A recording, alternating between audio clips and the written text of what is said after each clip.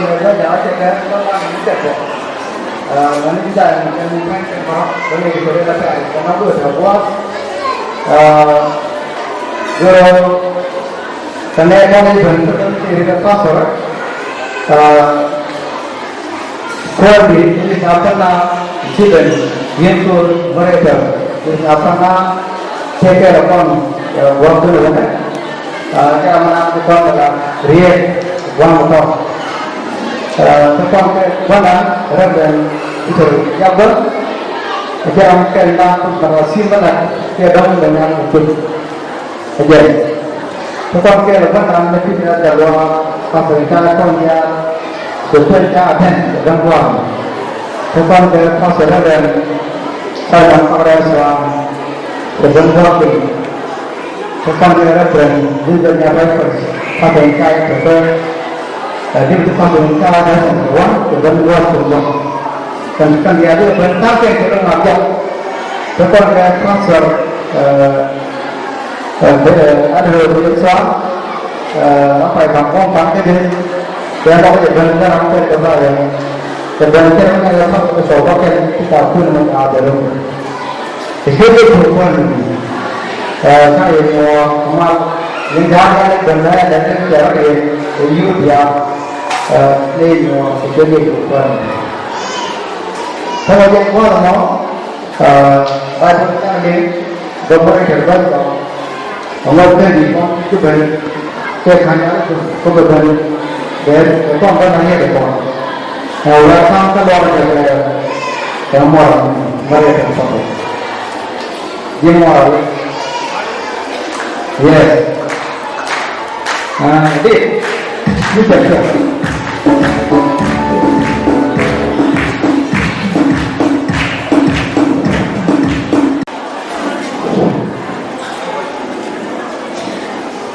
berkorban malah tiap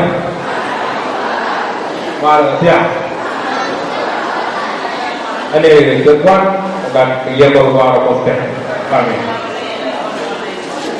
dari yang narkotiknya terlalu setiap orang mencari anak tidak go lalu berdua apa nak orang mana tapi ni orang lalu punya cok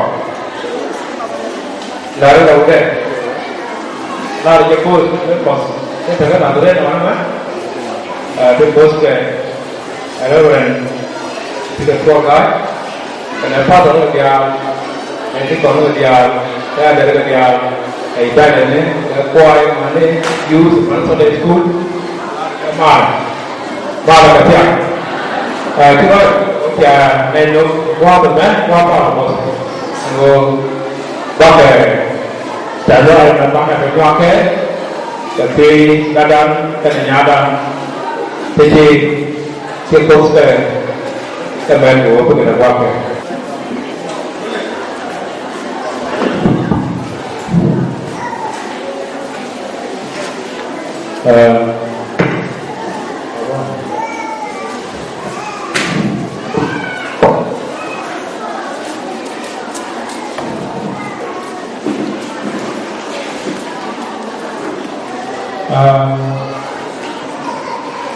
Jadi juga siapa orang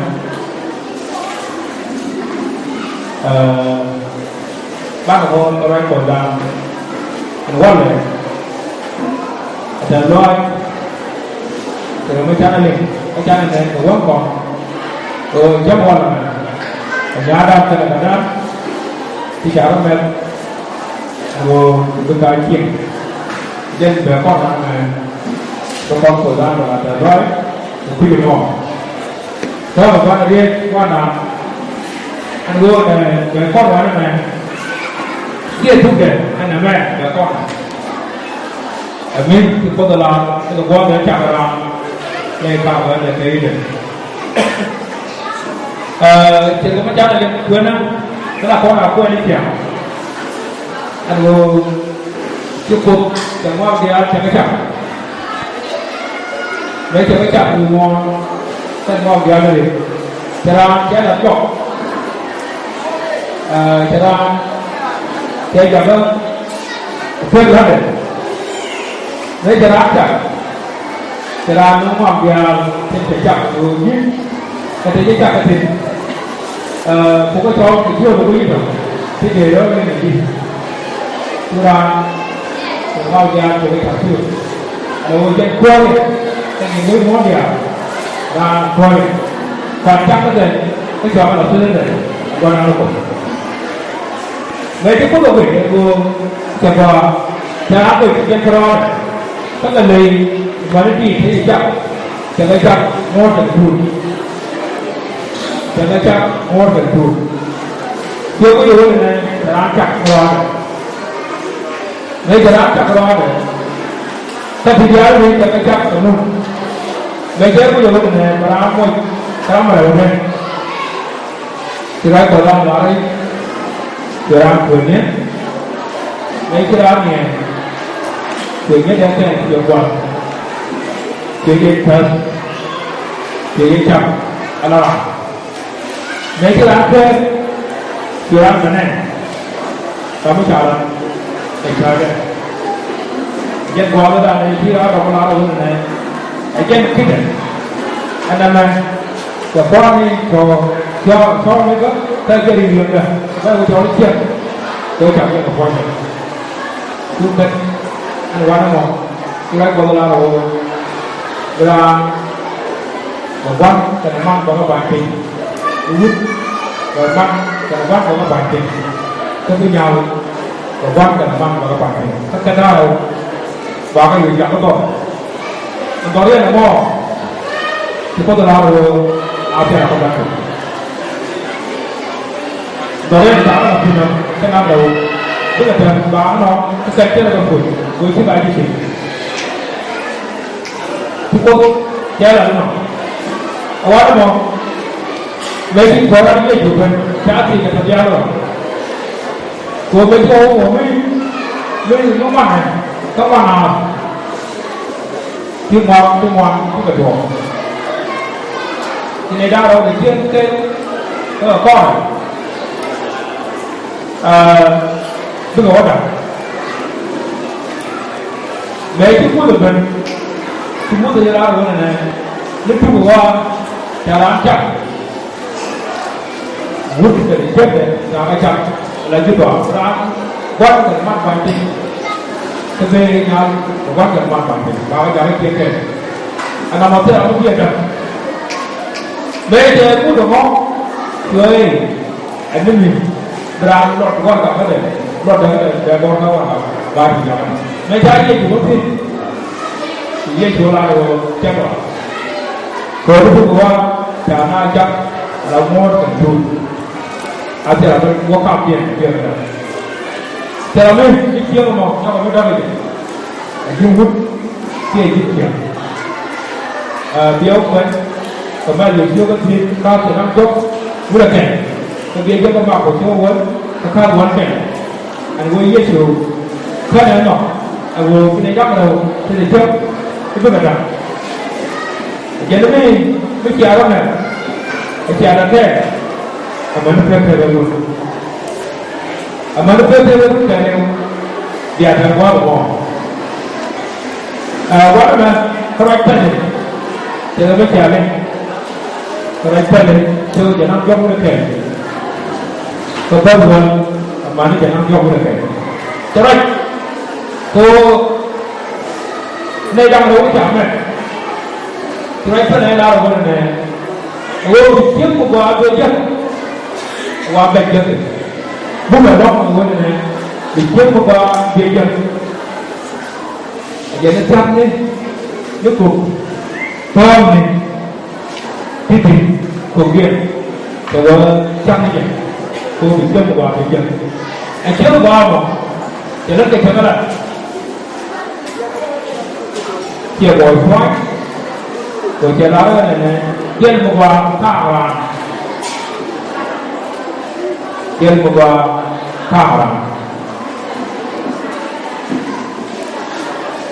các bạn khoái có quả thứ bên quả nó quả chả thế nó đúng thật nói được, cái quả chế là quả này. Dia chưa coi đấy chưa có bà thế là cái vợ bởi vì nó giá nó ngoan bằng cái đất trên xe nói chú bà ra cái dân bộ chính của bà là nó đùa thế đấy đây là mình cầm nó là thế đấy cái đây là mình dùng luôn đây là thế đấy cái đó giá nó bằng cái đất à quá ngon quá chưa quá ngon cái châu này che nông nghiệp châu này che nông nghiệp nhất là tôi biết nhỉ anh cháu đã cũng có thể chiếm được ngon thì nó là cái điều người dân chơi một vào gói tiền đó này của anh chân thế là chủ được thế là điều cái chủ được chắc là người dân mắc cái này là anh muốn chơi đâu là cái gì người dân ao mà nó có vào dân thì là người này chỉ quan vào cái đó người này nhưng cái sớm qua sẽ là chiếm cái tiền nó lên đi và nó như là lóc cầu ông man gia cầu là cái kim và nó như là lóc đây nó quý mà và rất là đây rồi thế là đây là ngoan là cái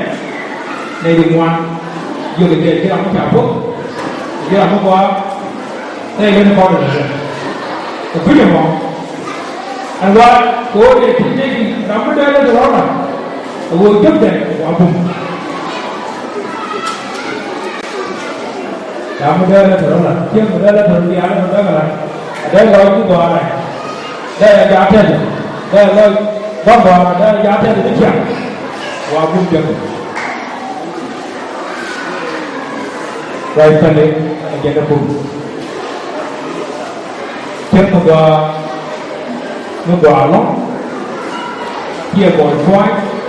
kia gọi cái đó kia tốt đấy là ngồi chân thế cái sao nó quả thế cái đất nó còn là nó qua qua mua ở đây nhà thế xin cái gì là đồ ăn cái gì là nó qua một thế này có tiền đó là cái này mình được cái thế đủ dân trả không jadi cara đó là người đó là nó quan mà đó là bản chất còn cứ như một anh quyền mất rồi cái nó quan đó nó còn kia còn nó còn mới là về quân kể nó nói chuyện tiền ngay cái dây anh luôn này hiện tại vẫn có đây vẫn còn cái đó lắp cái dây quan đó nó còn người nhà với tiêu thụ là chắc đó thế là nó còn nó dơ thế thì nó bố là chất nhằm quan thế nào mà thế thì nó bố cũng là chất bà bay qua các bà dùng khả năng đều có chẳng cái anh người dân ở mức vào quyền này đang đâu bầu kể anh dân còn vì cái công đò này vượt bắn là quan cho anh để dùng cái dính ngay vào cái chuyện bà nó mua cái tiền đi cô bà nhà đi bà đừng chân quá bà chết một bà ngay xin rồi cứ như một quên bà các con đi bé đàn cái mà nó còn cái quán nó còn qua tới đàn nộp là nộp tiền nộp quên cái trả bằng ra cô thích nó gọi tiền đi mỹ gần thì trả cho ba ngày là cô mà cả đấy kia cô mình ăn cái tôi gắn cho một đồ để cô uống lên loạn này cái này đứa này cô gắn một cái sao mà chưa biết rồi sao mà cái cô mà cầm ra mới chờ qua này thì chưa được chờ này cái gì chờ trả chờ về thiết vật cái quý về luôn này dân luôn vừa bị phải là cái chuyện các bạn là ra anh đâu không anh giờ qua bên này anh dân chào mà mấy cái cuộc làm chậm cái chuyện nhất vừa cầm ra cái nữa chắc là muốn vô lần ở trên với thế nào này sẽ chọn nó quay để tôi cứ gặp này ở hướng chính là thế bà là kia là thế bà có kia là ngoan bà anh ngoan thế cả con tôi gặp kia đưa vào bên con cố gắng một khúc cái này cái bộ mấy đàn quỷ cái này video mà mình kia này kia ngào mà nó video em vào gặp thế nào cô cũng quen cái nhà ở ngoài một cái đó mình chắc đào quá này nè do cầm cái gì này cái gì này đào quá im men ở cũng cái đó mà hallelujah ủa mới đào quên thế là thế mà